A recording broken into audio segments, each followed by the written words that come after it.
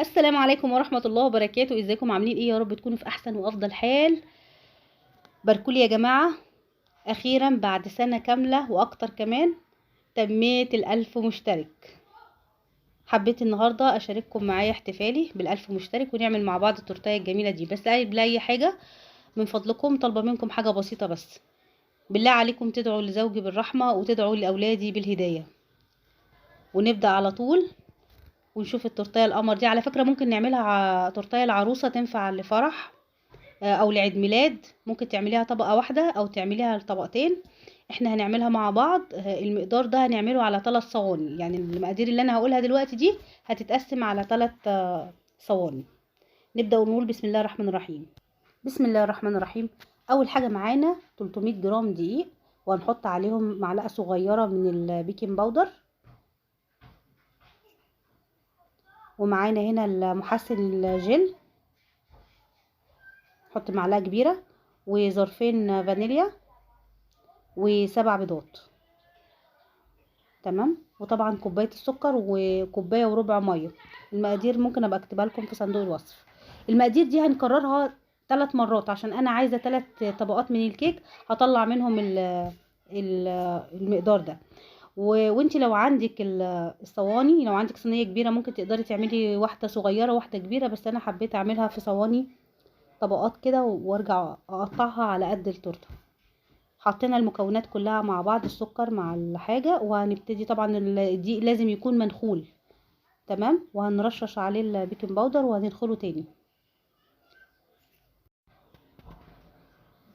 بعد ما البيض والسكر والمية يتضربوا كويس، هنبتدي نحط عليهم الدقيق.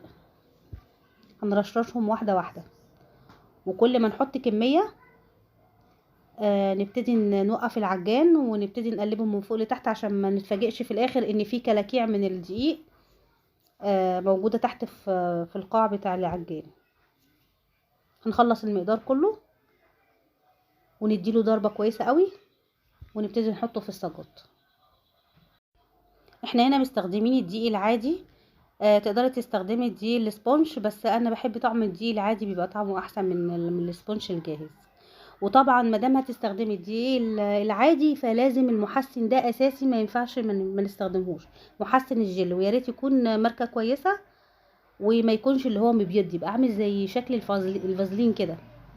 تمام. ده مهم جدا لو هتستخدمي لان هو ده العامل الرافع الاساسي اللي هو هيخلي لك الكيكه اسفنجيه خالص وطعمها زي الجاهز بالظبط. تمام. كده خلصناه خلاص. لازم يبقى قوامه كده ولونه كده فاتح، ولازم نضربه زي ما قلنا كده ضربه كويسه قوي كده، ونرجع تاني نعيد ضربه في العجان تاني. طبعا المضرب الكهرباء انا بحبه عن العجان، لانك انت بتتحكمي فيه بتقلبيه كويس قوي، لكن العجان لازم تقلبيه كده من فوق لتحت كتير.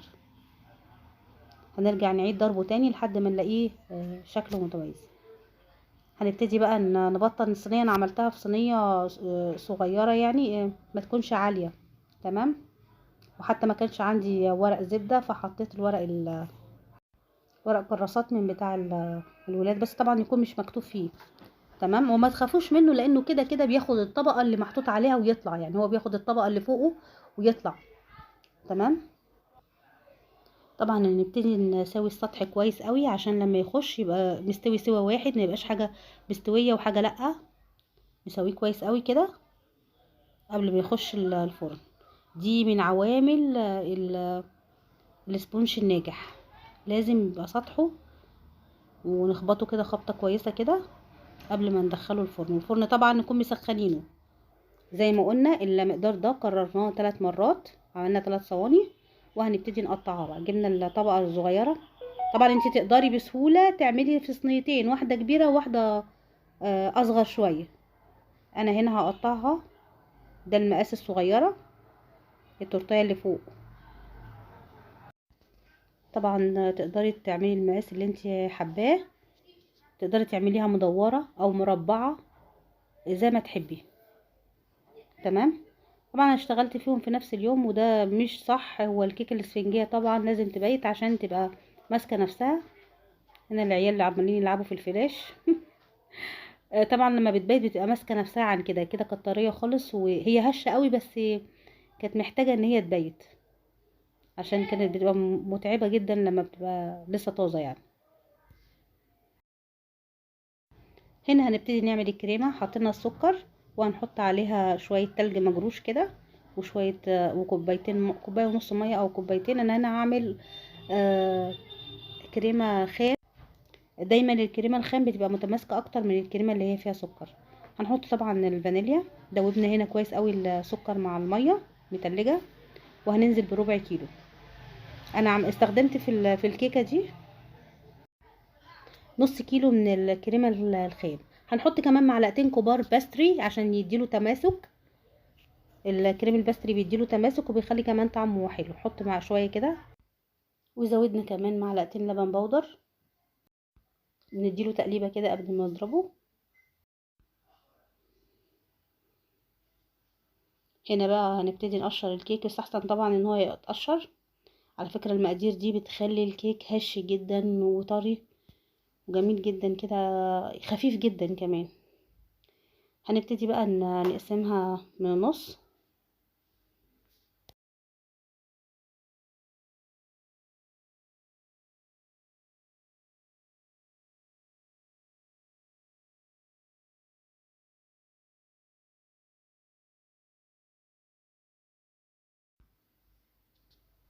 هنبتدي نقطع الكيكة التانية.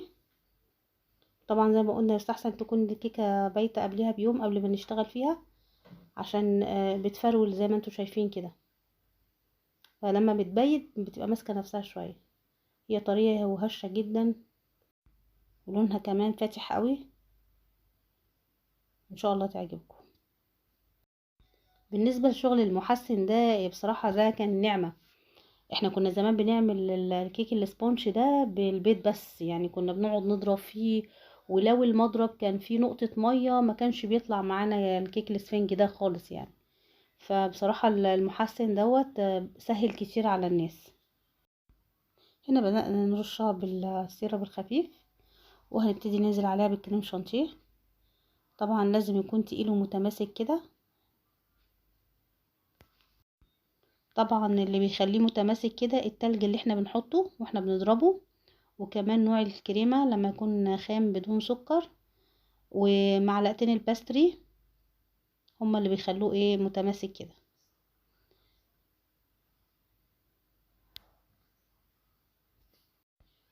ونحاول على قد ما نقدر واحنا بنغطيها بالكريمة ان هي تكون متساوية. حطينا الطبقة التانية وهنحط لها برضو المية بسكر، نحاول نظبطها كده ونحط الطبقة بتاعة الكريمة. لازم واحنا شغالين في الكريمة إن ايدينا تبقى سريعة، واول ما نخلص ضرب الكريمة وهي لسه ما اشتغلناش فيها، نعبي الكيس الحلواني اللي احنا هنعمل بيه الروزيتات. مش نستنى بقى اخر ما نجلس التورتايه وبعدين نبتدي ناخد منها نعمل البتاع، لا.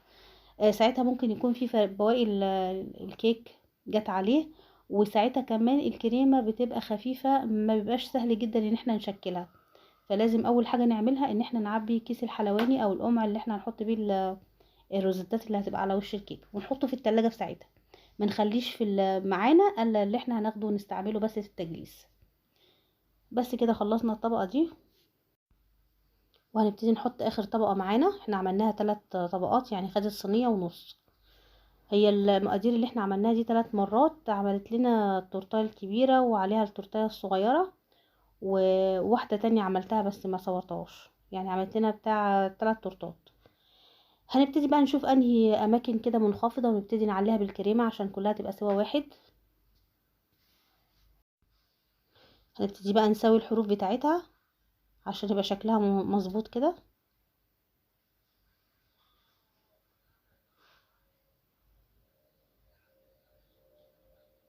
وزي ما قلنا نقدر من الاول خالص نحدد الصينيتين اللي احنا هنعملهم فيها، واحدة صغيرة وواحدة كبيرة. مش لازم تعمليهم في صواني وتبتدي تقطعيها وتاخدي منها دواير والكلام ده. وممكن نعملها الصواني المربعة برضو تبقى شكلها حلو قوي. تنفع عيد ميلاد، تنفع تورتاية خطوبة، تورتة نجاح. وتقدري تتحكمي في الالوان بتاعتها، ممكن تعمليها بوكيه ورد كده، يعني كل واحد بقى وشطارته بقى، انا عارفاكم شاطرين في الحاجات دي. والكيك اللي احنا بنشيله الزياده دوت احنا مش بنرميه، احنا برضو بنعلي بيه، بنظبط بيه التورتايه. يعني هنا مثلا كان في مكان منخفض، بنبتدي نشيلها ونحطها كده بحيث انها كلها تبقى سوا واحد خالص، فما تتعبناش في الايه، في التجليس. اي حته كده مكانها مش مظبوط نبتدي نعلي بيها. هنبتدي بقى نحط الكريمه اللي فوق، ما نحطش كتير اول مره، طبقه بسيطه كده ونفردها، ولو احتاجت نحط تاني.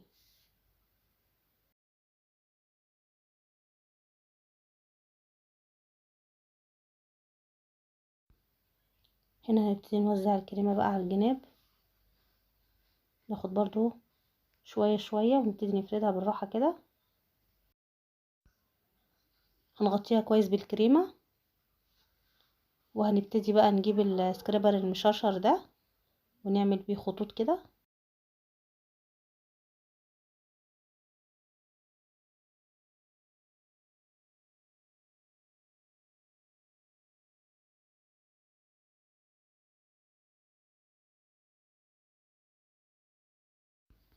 دخلها بقى الفريزر عشان لما نيجي نحط عليها الورد تبقى متماسكه.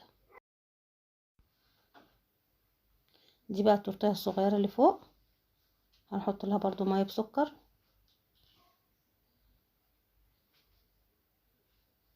ونعمل زي ما عملنا مع التورتيه الاولانيه، طبقه من الكيك وعليها ميه بسكر وعليها الكريمه، وهكذا لغايه لما نخلص الثلاث ادوار. خلاص كده غلفناها بالكريمه كلها. هنا هبتدي اغطي الجناب بشوكولاته بيضه مبشوره، بتدي شكل حلو وطعم حلو كمان.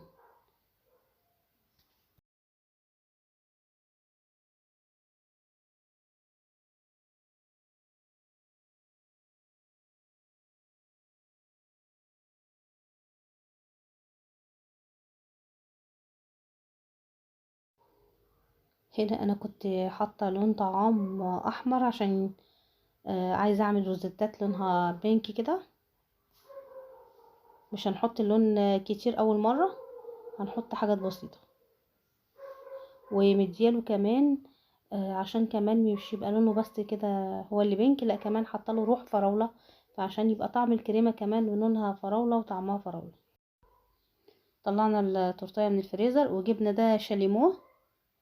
طبعا الكيكه الاسفنجيه لو حملنا عليها دور تاني هتلاقيها هبطت ونزلت كده واتفعصت بقى شكلها مش مظبوط، فهنعمل لها محتاجه دعامه.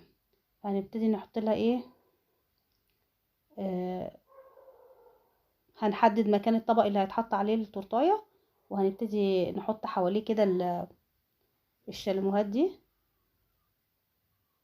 تقدري تستخدمي العصايه بتاعه الشيش طاووق اللي هي الكبيره دي. تمام. ونحط واحده في النص، وهنبتدي نقصف على الوش بحيث ان انت لما تحطي الطبق بتاع بالتورتايه التانية عليه يبقى محمل على الشاليموهات دي، ما تحملش على التورتايه والكيك يتطبق منك. تمام. الله يرحمه اللي كان قايل المعلومه ديت الشيف اسامه السيد، الله يرحمه ويحسن اليه، كنت متعلمه منه حاجات كتيره قوي الله يرحمه. هنبتدي نحط عليها التورتايه التانية، ونبتدي نعمل بقى الوردات اللي هنعملها.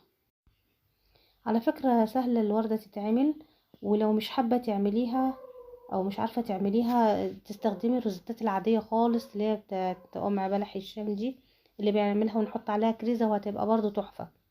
تمام. هنا انا اتلخبطت مسحتها وعملت واحده من اول وجديد. هي طريقتها سهله جدا، بس عايزه كريمه الى حد ما متماسكه.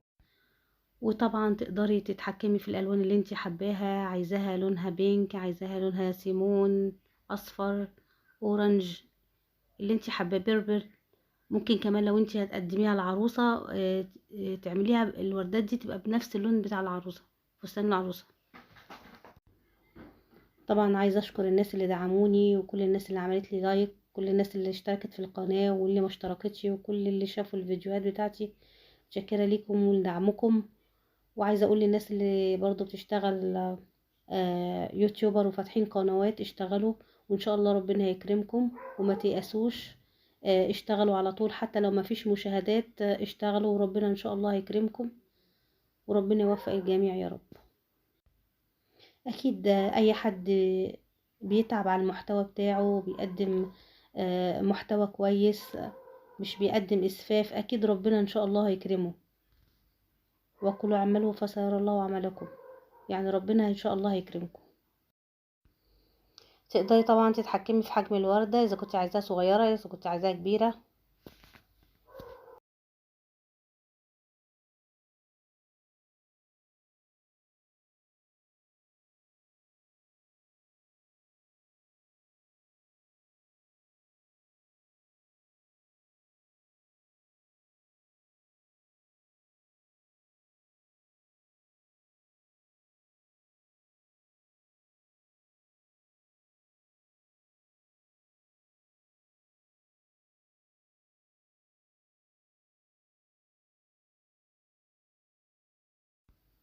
كده خلاص خلصنا الورد كله. هنبتدي نعمل بقى ورق الشجر. هنجيب جزء من الكريمة ونحط عليه، انا ما عنديش لون اخضر فهضطر احط عليه لون اصفر ولون ازرق، واضربهم مع بعض هيديني نفس اللون الاخضر اللي انا عايزاه. افضل اغمق وافتح لحد ما اوصل للدرجة اللي انا عايزاها. تمام. نبتدي نحط ورق الشجر دلوقتي. ورق الشجر من الحاجات اللي بتدي جمال كده للوردة، تحس انها طبيعية.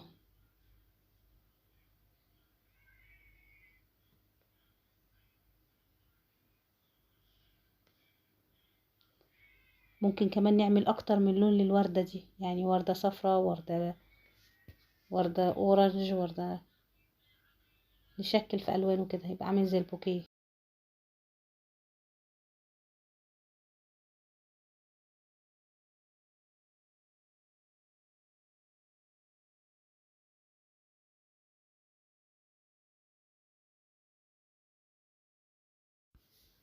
وزي ما قلنا احنا حطينا طعم الفراولة مع اللون البينك ده، فكانت الكريمة كمان طعمها حلو قوي. وبكده نكون خلصنا. اتمنى يا رب التوفيق للجميع. شكرا لكل الناس اللي دعموني، شكرا لكل الناس اللي حطوا لايك، شكرا لكل الناس اللي اشتركوا في القناة واللي لسه لأول مرة بيشوفوني وهيشتركوا، واللي مشتركوش شكرا لكم جميعا. مش طالبة منكم حاجة غير الدعاء لزوجي رحمة الله عليه. واتمنى يا رب التوفيق للجميع، وشكرا لكم، والسلام عليكم ورحمة الله وبركاته.